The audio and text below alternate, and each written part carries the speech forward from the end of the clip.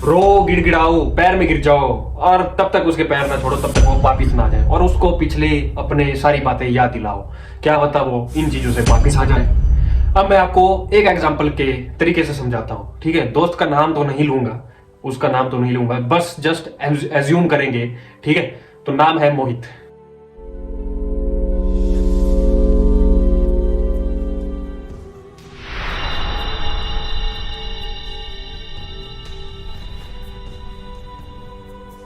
Guys, मोहित की story ये रही कि वो ले रहा था सेशन के दौरान वो रहता था ठीक, एकदम ठीक, हाँ ठीक है, मूव ऑन करने के बारे में वो सोचता था। जब वो घर आ जाता था तो फिर से वही उसी लोभ में फंस जाता था, ठीक है। तो वो क्या करता था, उसको फिर से मैसेज करता था, अपनी एक्स को वो मैसेज करता था, किसी फ्रेंड के थ्रू वो कॉल करवाता था उसको, ठीक है। इससे क्या हुआ, मोहित मूव ऑन नहीं कर पा रहा था, ठीक है। तो वो एक दिन क्या हुआ, सेशन के दौरान उसने अपनी सारी बातें बताई कि मैं ऐसा ऐसा कर रहा हूँ, मैं उसको बार बार मैसेज कर रहा हूँ कि मेरे से मूव ऑन नहीं हो पा रहा है, ठीक है। देन उस जो सेशन उसका ले रहा था, जो थेरेपिस्ट था, उसने एक बात बोली, क्या तू सच में मूव ऑन करना चाहता है? और मोहित ने बहुत ही ध्यान से सोचा पहले, हाँ मैं करना चाहता हूँ मूव ऑन। तो उसने बोला ठीक है, तो एक काम कर, अपनी एक्स के पास जा, उससे मिल और उसके पैर में पड़ जा। एंड देन मोहित रियलाइज की चलो ठीक है, मैं करके देखता हूं। एंड भाई उसने वही किया, वो गया उसके पास, वो उसके पाँव में गिर गया, ठीक है। देन जब वो उसके पाँव में गिरा और ही आस्क्ड कि वापिस आ जा, ठीक है, ही फोर्स कि वापिस आ जा, क्योंकि थेरेपिस्ट ने उसको बोला था कि उसको फोर्स करना है। एंड भाई उस बंदी ने अपनी औकात दिखा दी, सी एब्यूज टू हिम, ठीक है। इतनी गाली गलौज की उसने कि मोहित खज्जल हो गया। भाई कब इस बंदी के अंदर मेरे खिलाफ इतनी नफरत पैदा हो गई, वो खुद हैरान हो गया। कब उसने झूठे एलिगेशन उस पर लगा दिए, वो खुद हैरान हो गया, ठीक है। तो देन ही रियलाइज्ड कि अब मूव ऑन करने का टाइम आ गया है। क्यों आ गया मूव ऑन करने का टाइम? क्योंकि उसकी बंदी ने उसको रिस्पेक्ट नहीं दी, ठीक है। उसको उसने आईना दिखा दिया, उसकी औकात दिखा दी। बोलते हैं ना, जब तक बंदे को उसका आईना नहीं दिखाएंगे ना, आईना दिखना बहुत जरूरी है। जब तक आईना नहीं दिखाएंगे तब तक वो मूव ऑन नहीं कर पाएगा, ठीक है। वही आईना उस बंदी ने उसको दिखाया। एंड देन वो नेक्स्ट डे थेरेपिस्ट के पास गया, जिससे वो सेशन वगैरह ले रहा था, ठीक है। और ये रियल स्टोरी है गाइस, ठीक है, और ये रियल स्टोरी पे बेस्ड है।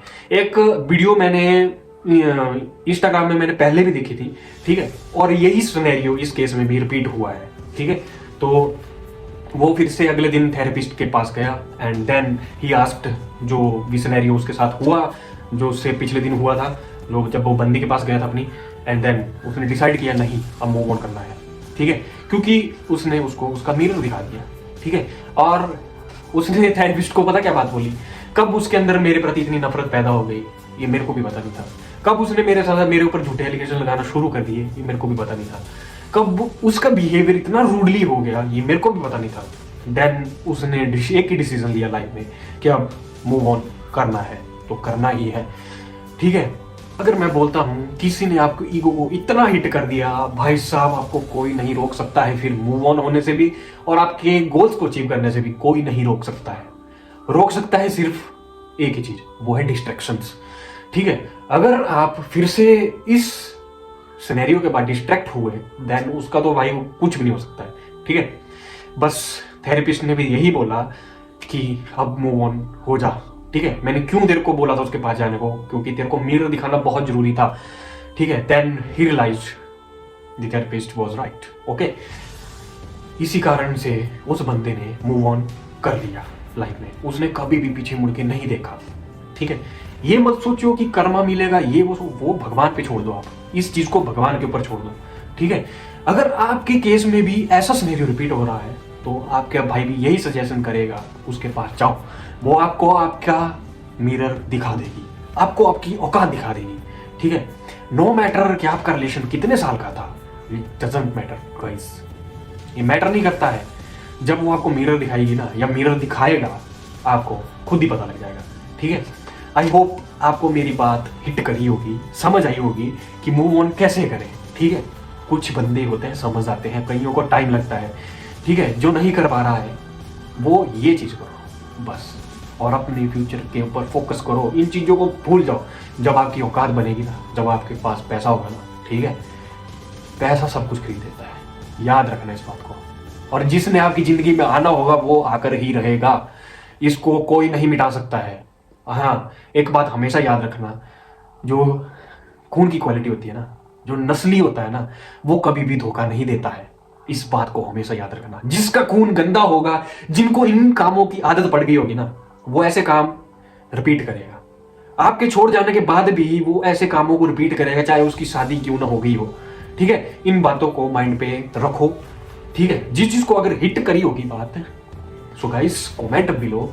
एंड गाइस आई होप आप मूव ऑन कर चुके होंगे उस सिनेरियो से। आपकी जिंदगी में मैं यही दुआ करता हूं कि ऐसा सिनेरियो किसी की भी लाइफ में रिपीट ना हो।